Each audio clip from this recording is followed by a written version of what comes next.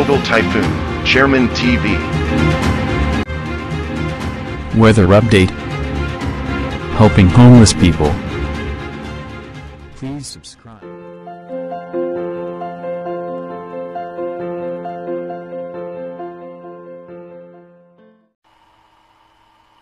Magandang gabi po. Ito po ang ating latest update ngayong araw para nga po dito sa lagay ng ating panahon.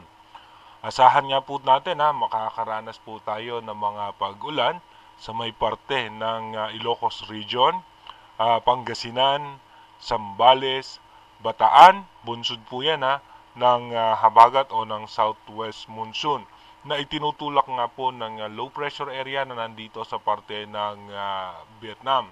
At ito nga po tuluyang malulusaw na rin at meron din mga posibleng mahihina at katamtamang pag-ulan sa may Mindoro, Palawan, Western Visayas, Zamboanga Peninsula, Bicol Region.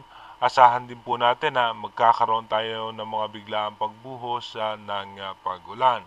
At ayon naman sa advanced weather forecast ng European Center, stable pa rin nga po yung minomonitor natin na posibleng sama ng panahon na mabubuo dito nga sa eastern section ng Bicol Region at magkakaroon ng low pressure area dito sa may western section naman ng ating bansa.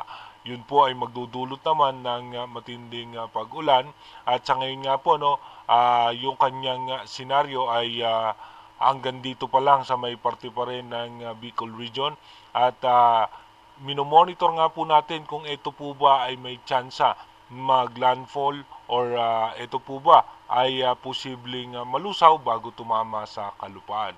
Sa ngayon nga po, yung ating advanced weather forecast, dito nga po, by September 16, bukas ng gabi, alas 8 ng gabi, may mga hina at katamtamang pag-ulan tayo sa may parte ng Northern Luzon at dito sa may parte ng Bicol Region at Visayas. Pagdating naman ng September 17, may mga pag-ulan pa rin po tayo sa western section ng Luzon at maging sa eastern section po ng Mindanao at ng Visayas ay mayroong mahina at katamtamang pag-ulan.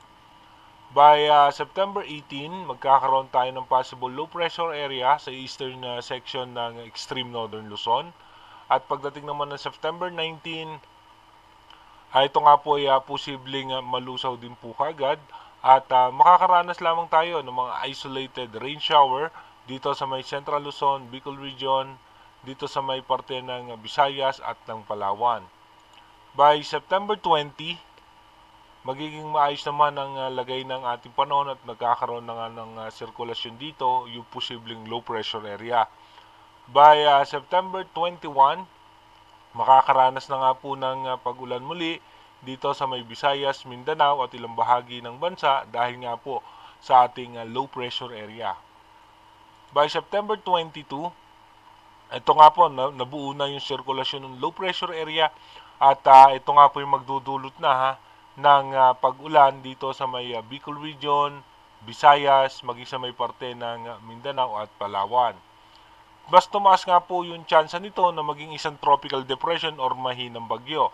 Kaya iba yung pag-iingat sa ating mga kababayan dahil kung sakali nga po makikita natin yung tulak ng easterlies, posible nga po dumiretso yan sa parte ng Bicol Region or dito nga po sa may Central Luzon at pwede pa rin po yan umangat.